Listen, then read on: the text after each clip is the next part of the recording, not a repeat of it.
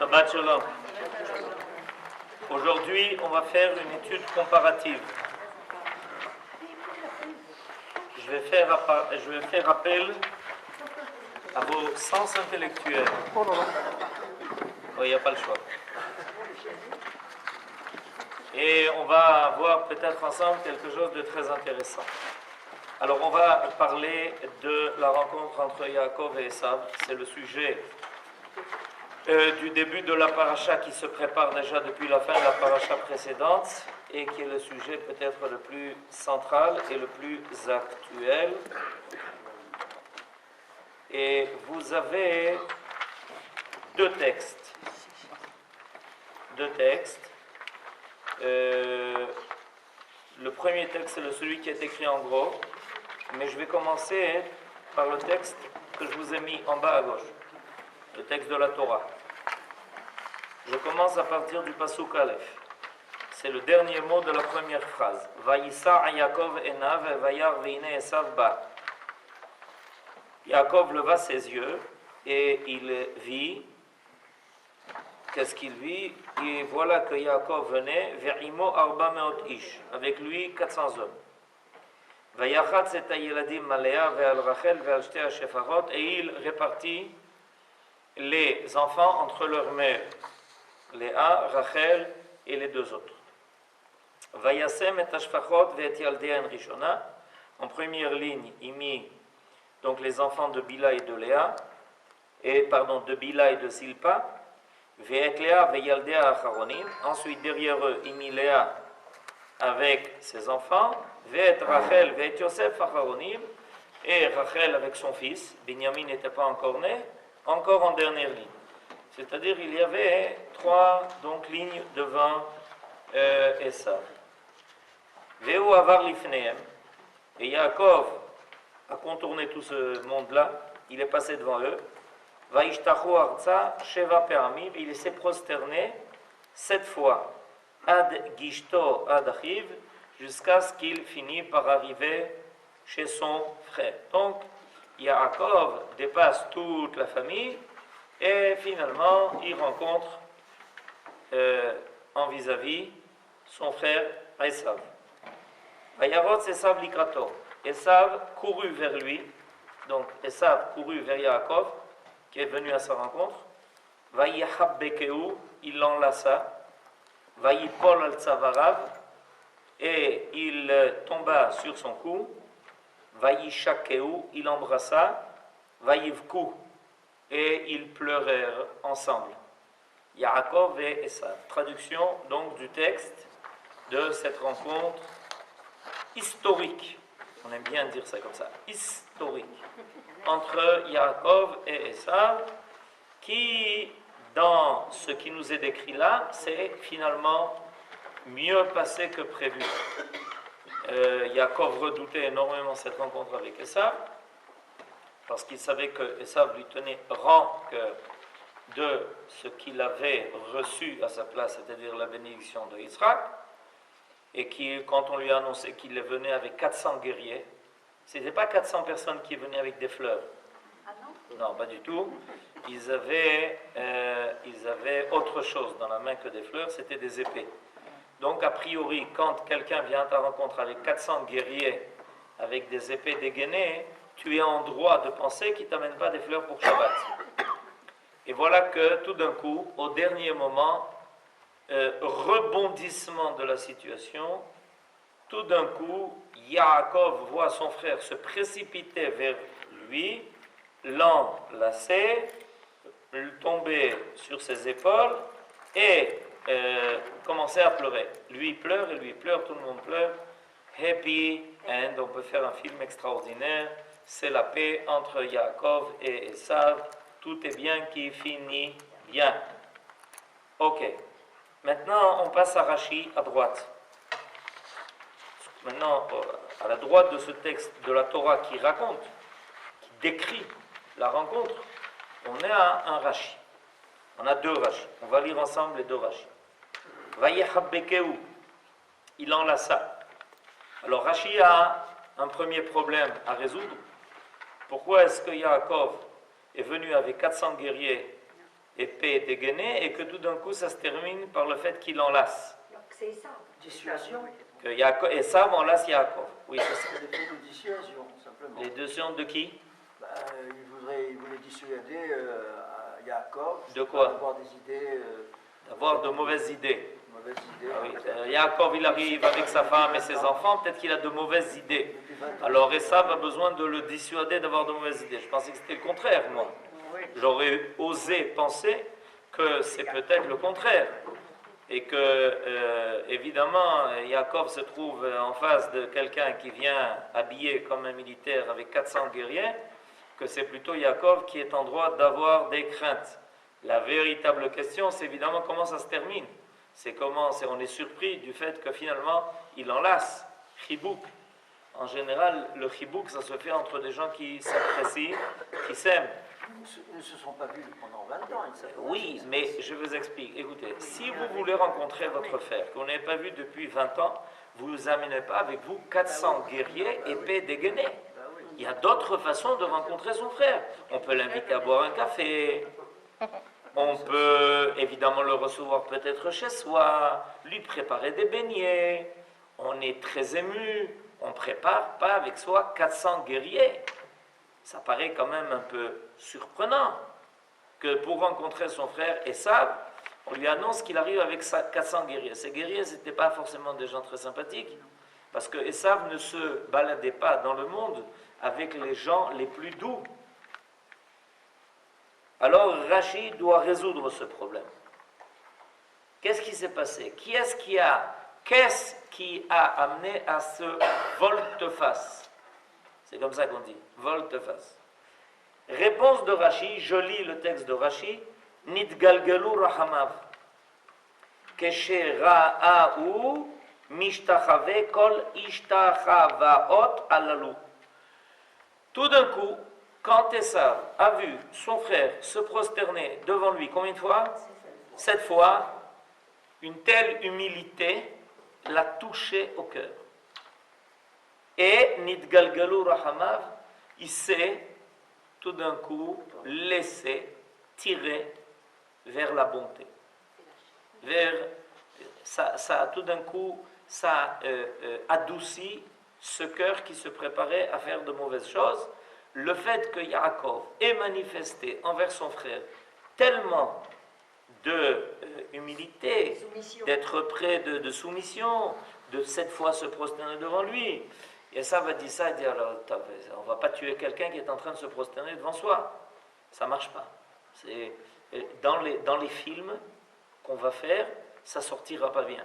Que tout d'un coup, mon frère est en train de se prosterner devant moi, et encore une fois, et que moi, on me voit dans le film, prenant l'épée, et puis paf, lui coupant la tête, ça ne sort pas bien. C'est ça ne marche pas. Donc, Nidgalgalu Rahamav. Donc, ça veut dire que Esav était capable de tchouva. Il était capable de miséricorde.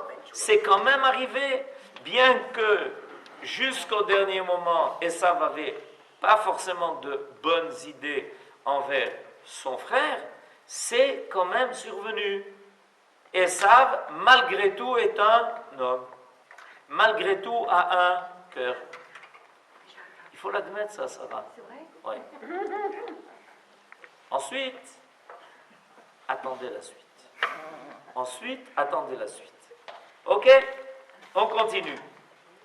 Je veux dire qu'aujourd'hui, on va faire une étude comparative. Vous allez voir, il y a des choses surprenantes. Vayishakeu.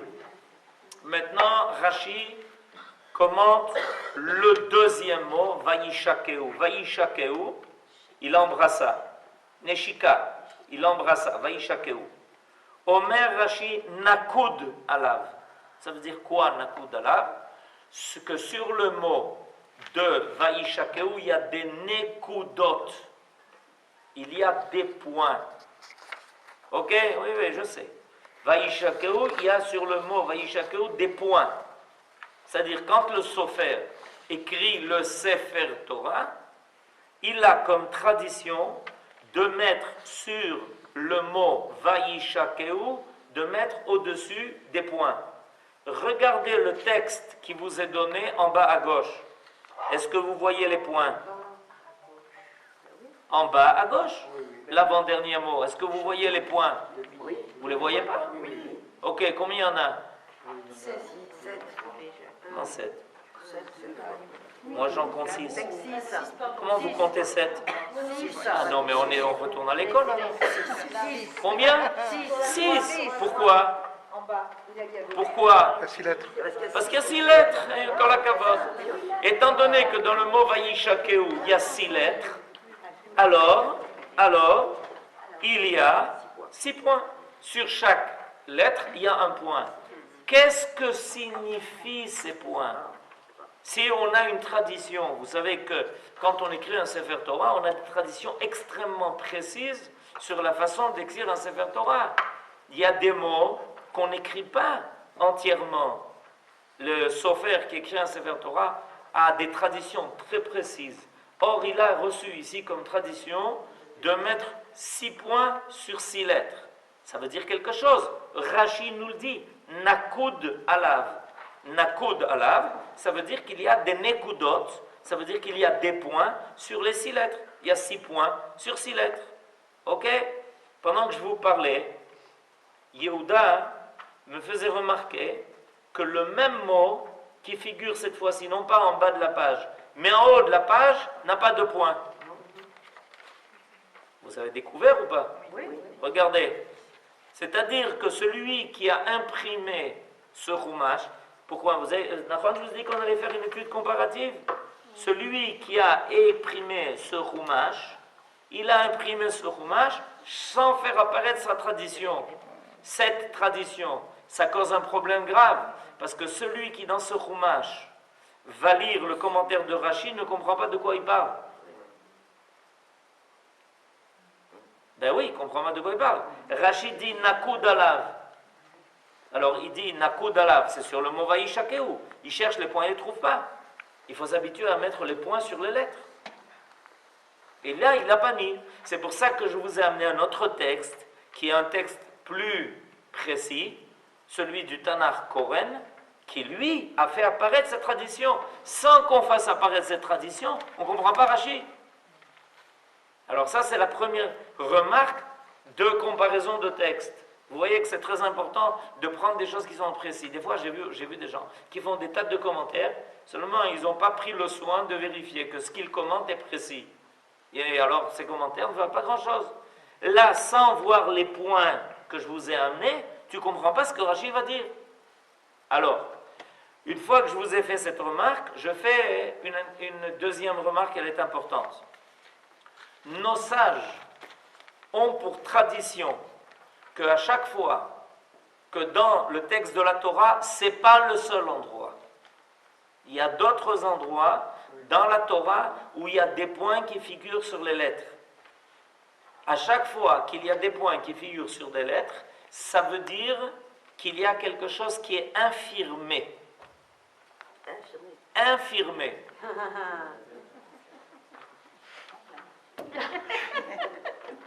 C'est terrible ces élèves. Ils comprennent avant qu'on leur explique. Infirmé. C'est-à-dire qu'en hébreu, ça se dit les ma'et. Ça vient diminuer le sens de ce qui est marqué. Ok. Alors maintenant, on va lire le commentaire de Rashi. Veyesh cholkin badavar azeh bebraïta de sifri. Nous trouvons des avis différents dans un enseignement de la loi orale qui figure dans le Midrash qui s'appelle le Sifré. Qu'est-ce qui est marqué là-bas? Yesh shedarshu nekudazo lomar shelo neshako bechol libo. Il y a une opinion là-bas qui dit que bien que Esav ait embrassé son frère, c'est marqué. Néanmoins, il n'a pas fait de tout son cœur. Ce qui contredit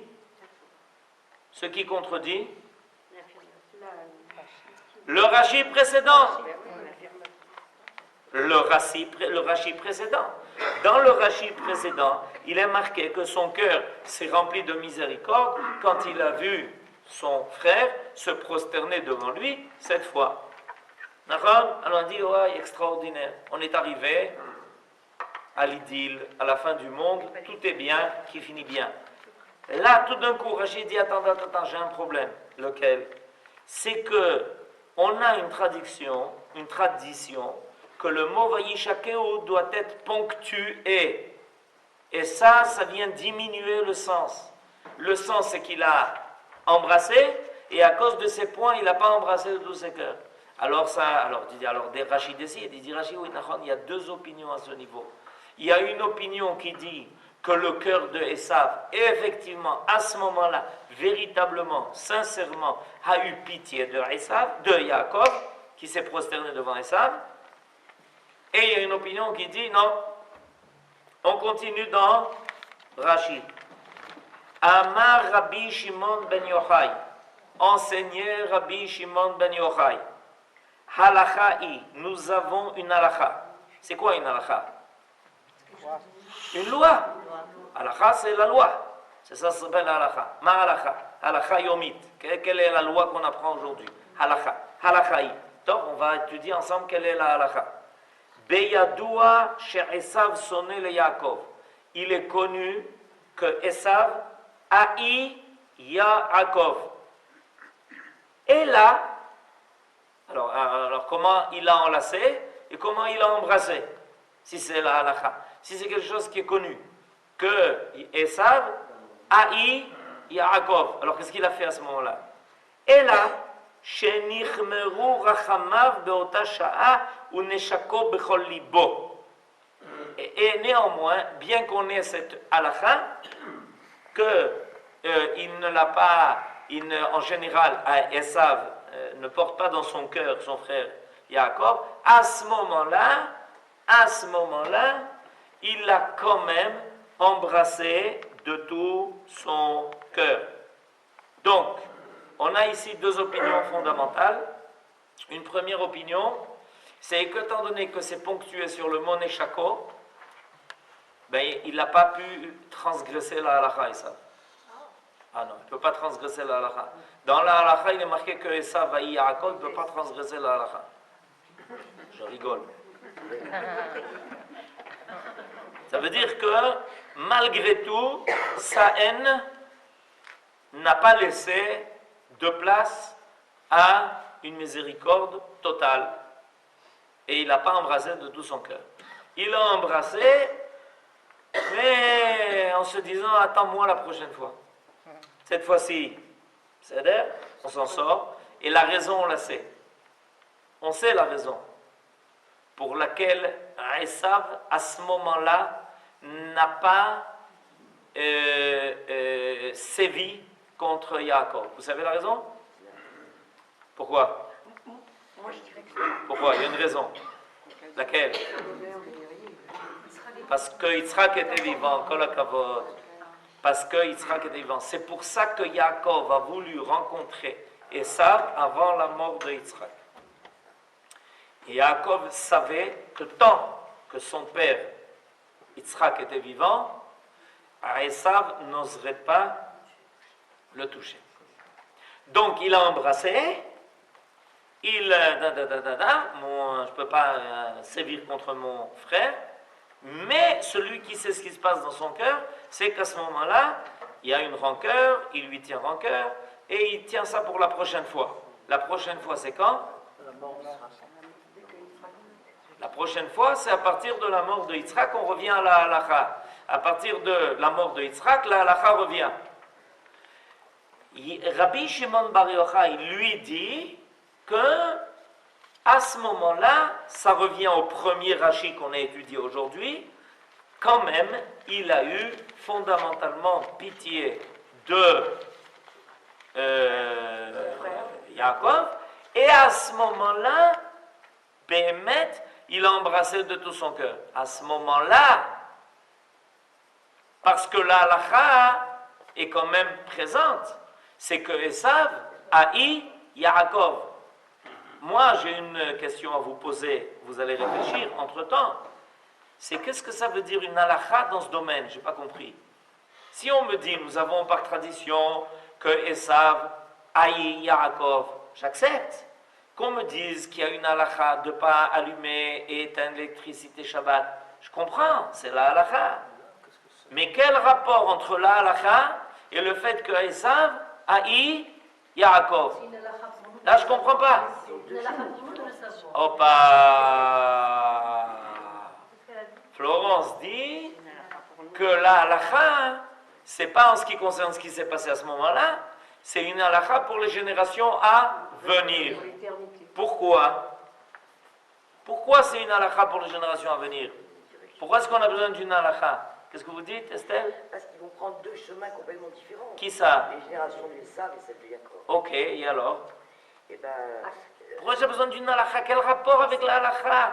Là, on nous donne une information, ça devient une halakha. Une information, c'est une halakha, c'est pas une halakha, c'est une information. C'est le derrière. Quel rapport avec la halakha? Halakha, c'est la halakha que tu dois appliquer. C'est-à-dire, Une ne faut règle pas de parler, Derech. quoi.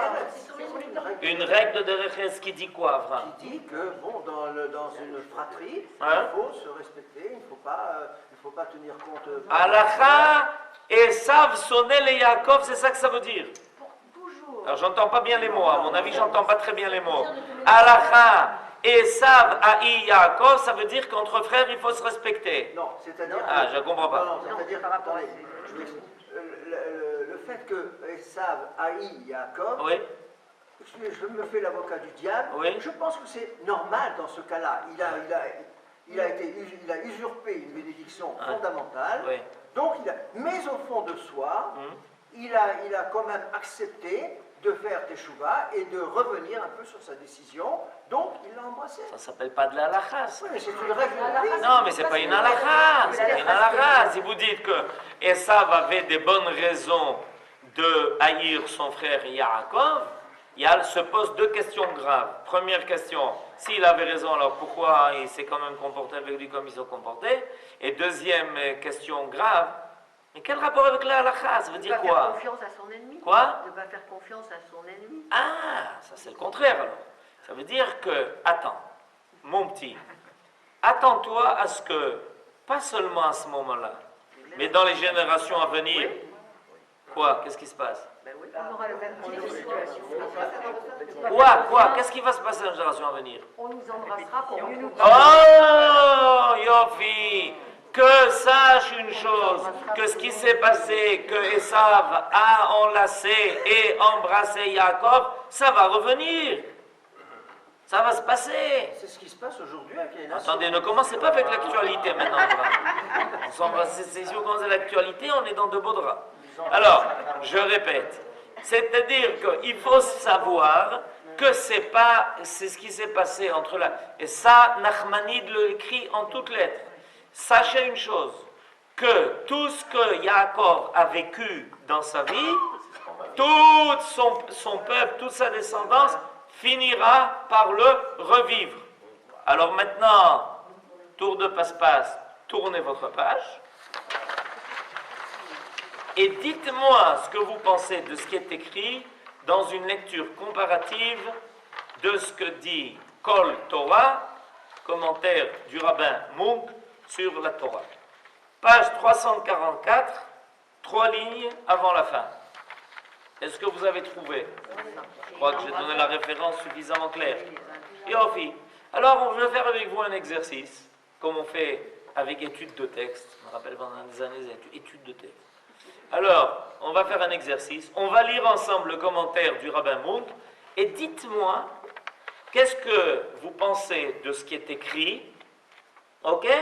Est-ce que ça correspond à ce qu'on vient d'étudier dans la Torah et dans Rashi? Est-ce que ça ne correspond pas? Si ça correspond, à quoi ça correspond? Dites-moi ce que vous en pensez. Je lis. Et il embrassa. Le mot Vaïshakeu est surmonté de points massorétiques. Massorétique, ça veut dire de la massorette, ça veut dire la traduction. Ok, on a compris, mais il faut des beaux mots en français. Ce qui attire notre attention sur un sous-entendu implicite, comme ils parlent bien les Français. Aussi, nos maîtres mettent-ils en doute la sincérité du baiser d'Esav? Les uns disent que ces points indiquent qu'il ne l'a pas embrassé de tout cœur. Citation d'un verset des Proverbes. Les corrections infligées par un ami sont preuve d'affection, mais les baisers d'un ennemi sont accablants. Proverbe 27, 6. Il convient de se méfier davantage des avances hypocrites et des artifices de séduction d'un ennemi que de ses menaces ouvertes ou de ses attaques directes. Yaakov était sur ses gardes lorsque Esav fit preuve d'une trop surprenante cordialité. On continue. Mais Rashi semble opter pour l'interprétation plus optimiste de Rabbi Shimon Bar Yochai. Il est connu, ainsi qu'on nous l'enseigne, qu'Esav haïssait Yaakov. Je répète, il est connu, ainsi qu'on nous l'enseigne, qu'Esav haïssait Yaakov. Mais à ce moment-là, la pitié l'emporta et il l'embrassa de tout son cœur. Il le serra dans ses bras car il fut ému lorsqu'il le vit se prosterner tant de fois. Les cœurs, dit Nachmani, sont entre les mains de Dieu et il les fait pencher vers là où il veut. En effet, l'Éternel avait exaucé la prière de Yaakov et lui fit trouver sympathie aux yeux d'Esav. C'était, il est vrai, une sympathie mélangée de crainte, car Esav se rendait compte de la force physique de Yaakov et de ses fils, de même que de l'importance des moyens de défense et de la richesse de leur camp. Eliphaz, fils aîné d'Esav, éprouvait lui aussi de la sympathie pour son oncle. Pour son oncle, c'est Yaakov, il avait assez indemne 20 ans auparavant, malgré l'ordre d'exécution de son père, comme Rachid le note au chapitre 34, 39, je sais plus, 29. 29, c'est ça les latins. 29, 11. Ainsi, après avoir été sauvé des mains de Lavan, grâce à l'ordre formel que Dieu avait donné en songe, Yaakov fut sauvé ici une nouvelle fois grâce au sentiment que Dieu avait inspiré à Esav. La haine la plus farouche des antisémites n'exclut pas un élan occasionnel de sincère sympathie.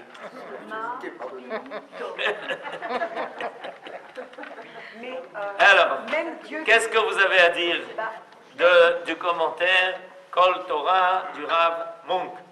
Il est d'accord avec ce qu'on a étudié? Il n'est pas d'accord avec ce qu'on a étudié? D'accord. L'opinion de Rabbi Shimon est plus optimiste que l'opinion qui dit que Esav n'a pas embrassé Yaakov de tout son cœur. Qu'est-ce que vous en pensez? Sarah, Je pense que la Dieu- parole à Sarah. C'est vrai que Dieu peut tout faire. Il a établi des lois dans la nature, donc il peut les changer quand il veut, il l'a déjà fait. Mais je pense qu'une halakha, c'est une halakha, même Dieu ne peut pas aller contre la halakha. Si on nous dit que Esav déteste pour l'éternité Yaakov, c'est un truc incontournable. Il nous déteste et il ressemble au cochon qui extérieurement semble inoffensif, mais à l'intérieur, c'est pas un ruminant. C'est pas un ruminant. Je ne pense pas que l'opinion de Rabbi Shimon Bar Yochai soit plus optimiste. Parce qu'il dit qu'en vérité, c'est juste à un moment donné que Esav avait prouvé de la sympathie pour Yaakov, mais le reste du temps, tout le temps, il haït Yaakov. C'est dangereux ça, parce qu'on peut toujours penser que ce moment de sympathie va durer et qu'on peut se faire piéger. Il vaut mieux être averti que c'est pas la halakha. Si c'est ça, je sais à quoi m'en tenir. Ok. En 1948. Qu'est-ce que vous pensez de ça, Gabriel? En 1948, ils ont montré beaucoup de sympathie pour nous. Quand ils ont accepté de voter. Aujourd'hui, ils reviennent. Et ce qui s'est passé hier, aïe aïe aïe, ils ont changé d'avis. Une seule fois, ils ont été revenus. Moi, je suis d'accord avec ce que vient de dire Yehuda. Bien sûr. À mon avis, l'expression Merachi semble opter pour l'interprétation plus optimiste de Rabbi Shimon Bar Yochai. À mon avis, c'est pas du tout l'expression qui convient. Parce que, effectivement, c'est vrai qu'il arrive qu'il y ait un moment dans l'histoire. Je parlais cette semaine de cela. Qu'il y a, pendant la Seconde Guerre mondiale, des non-juifs qui ont sauvé des juifs. Chassidé ou Motaola. Et on les recherche jusqu'à aujourd'hui pour les signaler pour signaler à Vashem. Alors maintenant, attention, examen, combien il y en a eu? C'est individuel tout ça. Combien il y en a eu? Sarah, je vais prouver. Combien il y en a eu? Mais arrêtez de me dire des beaux mots. Combien on sait qu'il y a de non-juifs qui ont aidé des juifs à être sauvés pendant la Seconde Guerre mondiale? 20 000 Combien? 20 000. sur toute l'Europe. 20 000. 20 000 sur toute l'Europe. C'est-à-dire quoi? C'est-à-dire que, si je sais faire le compte, je prends le chiffre de toute la population européenne pendant la Seconde Guerre mondiale, j'enlève 20 000, et vous savez combien il me reste? Il reste pas mal. Ça c'est des millions, il y a beaucoup de chiffres derrière. Ok, ça veut dire que il y a des moments, et c'est vrai, il y a des gens qui se comportent très bien.